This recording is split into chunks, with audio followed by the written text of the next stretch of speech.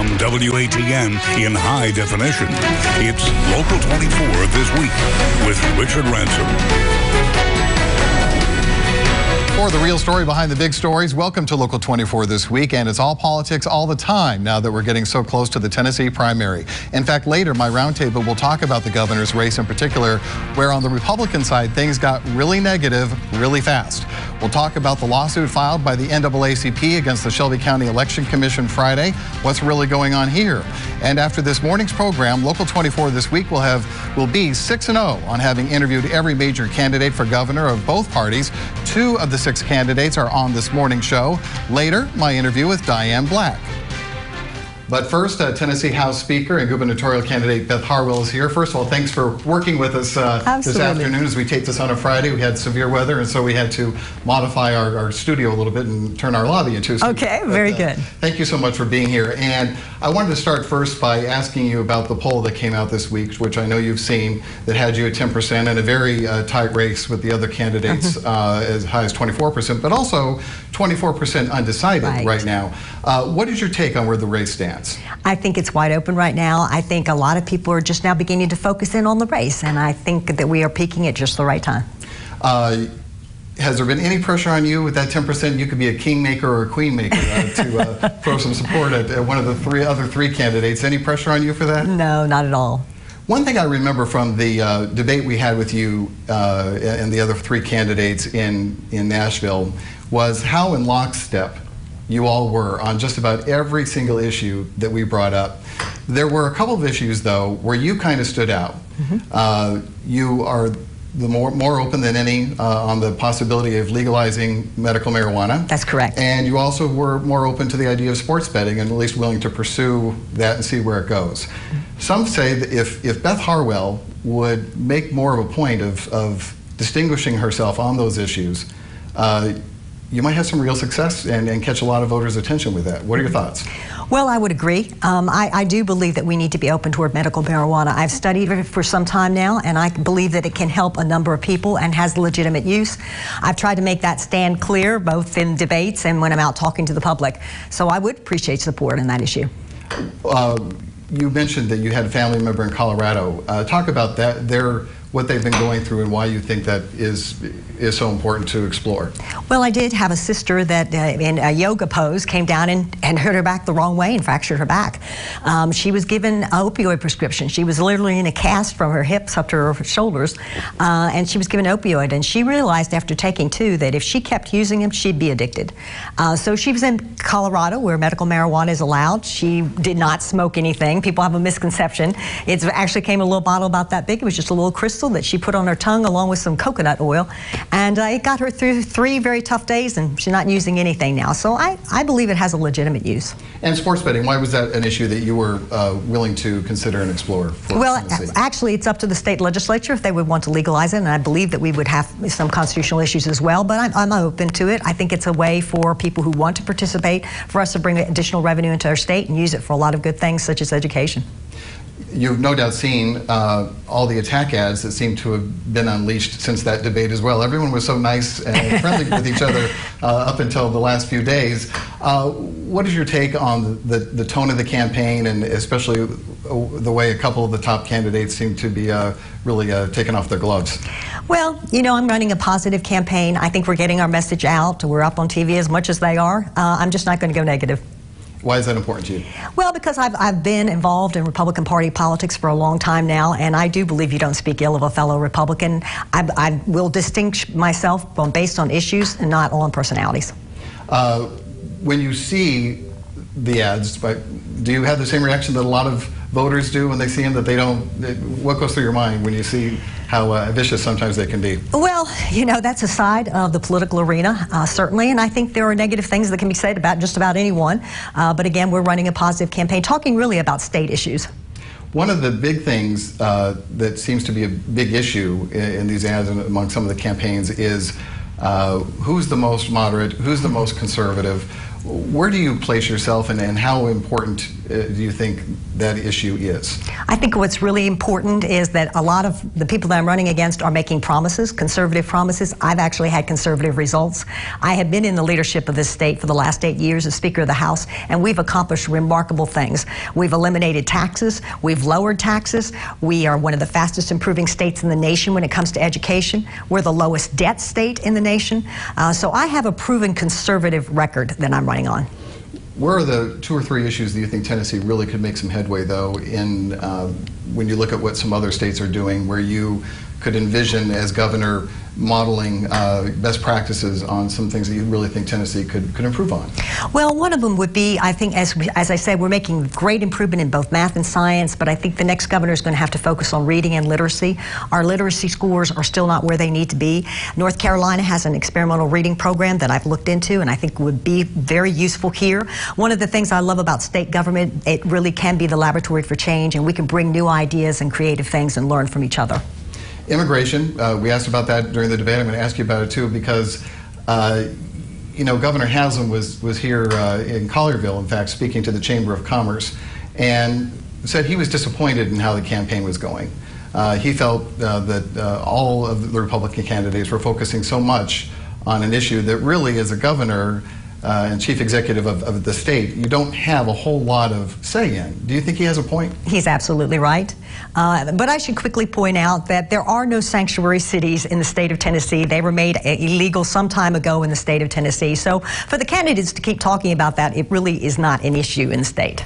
Why have you personally decided that you're not going to address it as much as some of the others? And why do you think in that same poll, that was the #1 issue as far as Republican primary voters are concerned? Well, I think people are concerned about the immigration issue. There's no doubt about it. Congress has failed us. They simply have failed us. If you don't have border control, you don't have a country. And we realize that. And Tennesseans are concerned, as they rightfully should be. But again, I reiterate, I've got a conservative record on that issue as I voted to make sanctuary cities illegal in the state of Tennessee. Anything else you want to say about your campaign? And let's talk about West Tennessee in particular. You know, there's a long-held belief by a lot of voters on this side of the state that they have largely been ignored by governors in the past. What would you say to them to maybe make them feel a little bit better about that as far as your candidacy is concerned? Well, we've got a lot of good strength here in West Tennessee. I've spent a lot of time here. I care deeply. And I have gone back and looked at the records, and it is true. Middle and East Tennessee have gotten a little bit more when it comes to distribution of grant money from economic community development, and we're going to rectify that. We're going to make it right. West Tennessee will be a priority. Infrastructure as well? Absolutely. Absolutely. Thank you, Beth Harwell, for being with us. We appreciate it. You bet. Thanks a lot. All right, my interview with candidate Diane Black right after this.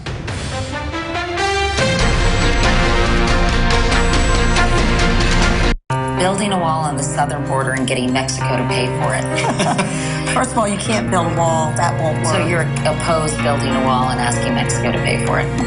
First of all, it can't be done. So. D.C. Diane Black, a typical 20-year career politician who says one thing in Tennessee but does another in D.C. The real D.C. Diane voted against funding border security, voted to give Tennessee driver's licenses to illegal immigrants, and voted to give Obama a blank check for his amnesty.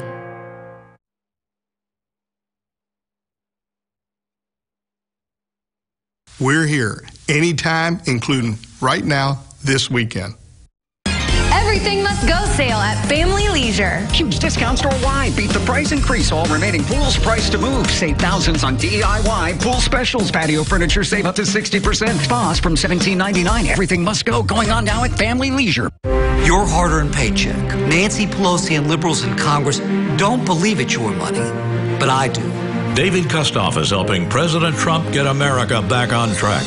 David helped pass historic tax reform, and now business confidence is soaring and more companies are reinvesting in America, creating more jobs, and middle-class workers are seeing bigger paychecks. I'm David Kustoff, and I approve this message because it's your money, not the government's. David Kustoff for Congress. Watch Doc, Richard, Katina, and John weeknights only on Local 24 News. It's gonna be a good day. So let's get it started. Turn it up, turn it on. Keep the morning moving right along. Yeah, waking up my day. You make it feel alright. Good day, man.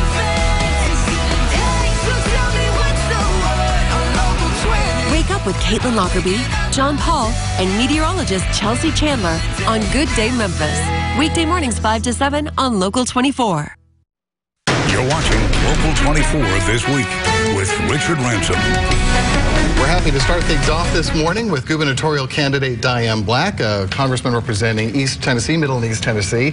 So happy to have you here. We've had a majority of the gubernatorial candidates so far, and we love having this opportunity to just kind of one-on-one get to know you better and what have you. If I'm a Republican primary voter, and I watched the last debate that we carried here on Local 24 News, there wasn't a lot of difference between all four of you on the issues. So if I'm trying to decide who do I vote for, help them make that decision. Yes, I would be happy to do that because I believe that I'm really uniquely qualified with all my experiences. And I'm someone who I would say is proven. So let me just give you an example. I have served in the State House for 6 years, the State Senate for 6 years, so I understand how the legislative process works. I've also served in Congress, and I understand how the federal government articulates with the state government. I have a lot of contacts there. I've also been a small business person, started 2 small businesses of my own. My husband and I started a business with 4 people and grew it to 10, so I know about running business. I've been an educator, and I've also worked in nonprofits as the executive director of a foundation. So it comes down to experience for you, because as you know, we asked you about guns, tariffs, immigration, taking any medical marijuana, sports betting, and there just wasn't a whole lot of difference on the issues. Yeah, so I think it does come down to experience, and it comes down to being a proven. When you look at my record, and I talk about those issues, such as you just talked about, I have a record, and no one can say, well, we don't know what you would do, because I've been there and I've done that, and they know how I deal with policies and how I make those decisions. They can just look up my record, which you know is good and bad, because people will go back and for 20 years previously, without context, they'll bring things into which they are starting to do. The gloves are starting to come off. Rarely do we get to see an attack ad and then get the candidate's response to it. So we're going to watch the one that I'm sure you have already seen that just started airing a couple of days ago. Building a wall on the southern border and getting Mexico to pay for it. First of all, you can't build a wall. That won't work. So you're opposed building a wall and asking Mexico to pay for it? First of all, it can't be done. So. D.C. Diane Black, a typical 20-year career politician who says one thing in Tennessee but does another in D.C. The real D.C. Diane voted against funding border security, voted to give Tennessee driver's licenses to illegal immigrants, and voted to give Obama a blank check for his amnesty. So wow. Wow, you don't sound like a very good person there. That sounds awful. What would you like to straighten up? Well, because it's very typical of what they do is they cut and paste. And what I was talking about when I was on Katie Couric is we were talking about securing the border. And what they didn't show there is that piece of conversation was, can you build a wall that will totally secure the border? Well, I had just been in Brownsville, and there's no way to put a wall across the river. So what I was referring to there is you can't build a wall that will do total. You'll have to use some aerial technology. You need more ICE agents that can be there, because it's a very long border. And so that's the part that was clipped out of there. And it's not that you can't build a wall, but a wall itself is not going to protect. You're going to have to use other sources to protect that border. So that was taken out of context. The man you hope to replace, Governor Haslam, has said publicly, in fact, he was in Collierville addressing the Chamber of Commerce here when he did it a couple weeks ago, how disappointed he is that the governor's race is focusing on issues that, as governor, you're not going to have a whole lot of say in. Immigration being one of them, tariffs being another. Does he have a point? Well, with due respect, I do think that is my #1 role, is to make sure that our state is safe and that we're secure. And so just things like the refugee resettlement program, for instance, the last 2 administrations have given those out to the private sector. I'm going to pull that back in. I want to know who's coming here, why they're coming, how long they're staying, what they're bringing with them. The governor does play a role on making sure that our state is safe and sound and protecting our border. I don't agree with giving illegal immigrants in-state tuition. So these are things that, yes, I think it's high on people's minds about immigration, and it does definitely impact our state. No sanctuary cities, or if there is a municipality that starts leaning in that direction with policies that are going there, I will withhold their economic funds. Attack ads are a two-way street, as you know, and there's one that your campaign is running against Randy Boyd, in which you say the Humane Society is an anti-hunting extremist organization. Do you think that's fair? I do think that's fair. Because? Because if you look at the Humane Society, that is what they do expose, that they don't like hunting.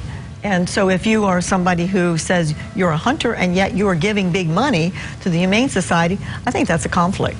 The NRA, in their ad, likens the Humane Society to PETA.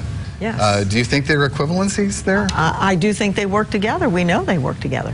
And so that's something that I think is fair to say. All right, you think it's fair game. The other thing that has come out just as we are talking here is some allegations of something called double Irish against Randy Boyd and his business practices, what basically amounts to a corporate shell game. And this was not in an attack ad. The Tennessean did journalism on this and said that he has avoided paying millions of dollars in taxes.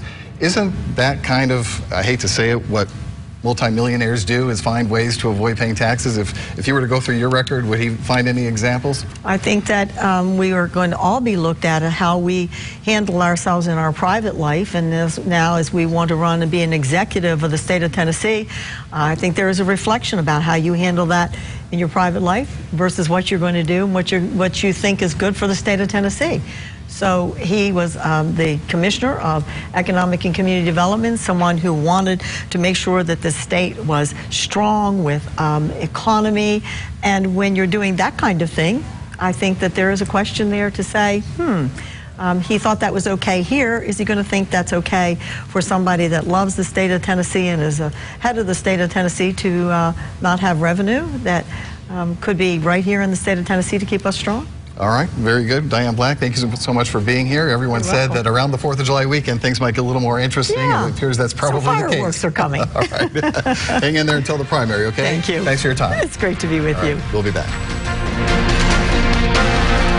TitleMax makes it easy to turn your title into cash. Just go to TitleMax.com. Find out how much you can get. Using TitleMax.com, I got $1,400. $2,700. TitleMax.com got me $4,000. Best of all, most credit types are approved. Next time you need cash, try TitleMax for rate. Try TitleMax for the amount you need. Find out why so many people are saying, I got my title back with TitleMax. Get your title back with TitleMax.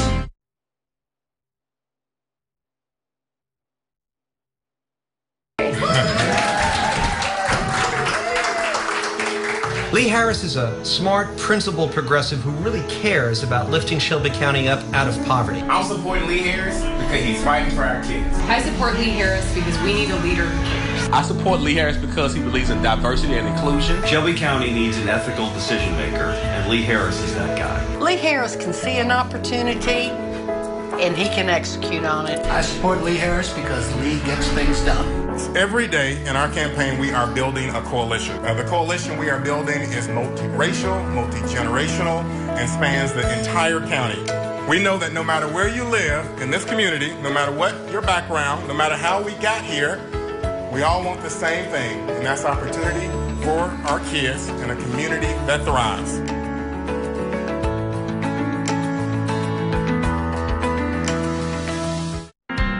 Are you a natural problem solver? Do you find yourself always taking the lead?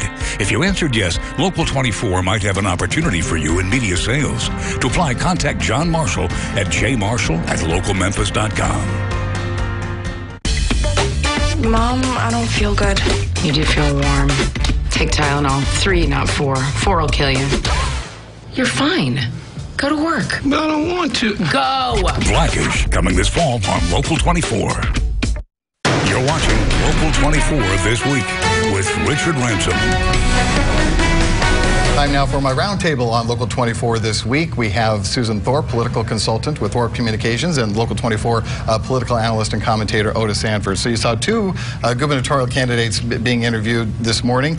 We mentioned the poll in the interview with Harwell, but let's show it to you now. The most recent numbers we have for where the race stands right now. Diane Black at 24%, Randy Boyd just a point behind at 23%, Bill Lee said to be surging at 19%, Beth Harwell at 10%, and undecided at 24%. So there's still a lot of people out there, Otis, who haven't made up their minds. It sure is. And this is a very, very close, one of the closest primary campaigns that I've seen in my watching statewide politics.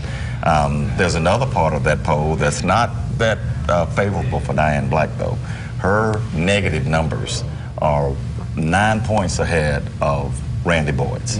That's a problem for her because it's hard to change people's unfavorables to favorables in this short period of time. If Beth Harwell had enough time and enough money, she could have made some inroads here because she speaks in more moderate tones, which is what the state generally elects as the governor. Would you agree or disagree with her, though, when she says the race is wide open and she's peaking at just the right time at 10%? Well, she, you know, maybe she thinks that she can gain 15 points in the next few weeks. I don't think so. But I agree with Otis. I think she had a good interview with you. She speaks clearly, and she's laid out her position. I think what's interesting is that she favors, and is not reticent to talk about it, she favors making medical marijuana legal in Tennessee. I think that's a really important issue, particularly we're surrounded by states now that are making it legal, and she's standing up for it. She should make it a bigger issue, and I liked her, actually, but I don't think she's got a big chance. But Diane Black, I mean, she just said that and I'm sitting here in amazement that she's really negative on the Humane Society. I mean, how can you be negative on an organization that saves puppies? Their last legislation, in fact, in the State House was there was an effort to ban or to allow puppy mills, and the Humane Society was against that. Yeah. I mean, that is a tough case to make, I would think. Well, she has staked her reputation and her campaign on appeasing the gun lobby. And hunting is a big part of what the gun lobby And she got the endorsement of the NRA. And she got the endorsement of the NRA, so she is sacrificing the puppies for the guns. Well, and she's also has built her campaign around supporting Donald Trump. Yeah. And so she's trying to get those hardcore Trump voters to go behind her. But I find Bill Lee's candidacy interesting, because he is moving up in the polls. He's the one who might peak at the right time, not Beth Harwell. I mean, he's 9-10 points ahead of Beth Harwell. It's an easier shot. Remember, that 24% undecided, that's as much as it says that they're voting for. They favor Diane Black right now, other than the negatives. But 24%, that's a lot of people. You see a scenario where Boyd and Black beat up on each other, and Bill Lee can come through the middle? Well, it could, although 24% generally, that number gets divided among all of them. It will get divided, and if we were betting on it today, and it's how many weeks away, 3-4 weeks away, I would say the one who has the best shot of overtaking Diane Black is Randy Boyd. Yeah, no question. So there was this other development that came up this Friday afternoon, and that is a lawsuit that the Shelby County Democratic Party and the NAACP have filed in court, alleging that the early voting in Shelby County is disenfranchising voters because they're not opening up all the early voting sites at the same time. As we know, there was some back and forth on that. We talked about it last week, where the compromise was, instead of there just being one, there are actually three, because the Election Commission site is now an official site, and then there's one in the west, and there's one in the east. That's not good enough as far as they're concerned. Do you think there's a case here, or is it a publicity stunt, as the Shelby County GOP chairman, Lee Mills, who's sometimes a guest on this show, alleges? Well, I think that the Democrats see this as a very crucial election. They were trying to pick off some of these countywide seats because they've been shut out of most of them over the last several election cycles. But the fact is, I don't know if a judge, either in Chancery Court or federal court, is going to decide this case in time. But the fact is that the Election Commission brought this on themselves. They mishandled this. They made this change at the last minute. There has always been some dubious looks at how the Election Commission has handled election operations. They have only themselves to blame. Your thought? I couldn't agree with you more, and we talked about this earlier, but I also think you brought up the point that Lee Mills said this is just a stunt, a publicity stunt. It's not a stunt. It's a very savvy political move for them to capture publicity on this issue. This is an important issue. Voting, nothing is more sacred to our society and our democracy than voting. And when you have an issue like this, I have to tell you, I can't blame the Democrats. When you take away one polling place in favor of another, especially if you move it to a large area that's considered by most in this community as a very white area, which is the Agri Center, then that's going to cause all sorts of firestorm. They could have easily resolved this issue by opening all on the same day. They claim they can't afford that, though. Well, I disagree with that. They can find money for a lot of different things, Richard, and they could have found the money to do this. I still say they brought it on themselves. I don't know if if the judges, any of the judges are going to decide this, but I said this the other night. People vote based on excitement or anger. And the Democrats now are trying to stoke a little anger to drive some turnout in this community when they desperately need it to win some of these because of the governor's race, which Republicans are going to show up for. In fact, the Democratic Party chair, Corey Strong, stirred up some things when he said the Democratic ticket needs 15,000 plus non-August Democrats to show up and moderate suburban Dems to not cross over and vote for the demonstrably racist, homophobic, unethical, and unqualified Republican nominees. Did he mean that, or is he? Because he won't. We tried to pin him down, and he wouldn't say who he's referring to. I know Corey Strong, and he's really a remarkable young fella, and he's got a great future in this community. But you know, I have to go back and quote Michelle Obama. 10 seconds. When they go low, you go high. He shouldn't have said it. All right, very good. We'll have to leave it there. We'll be back to wrap things up in just a minute.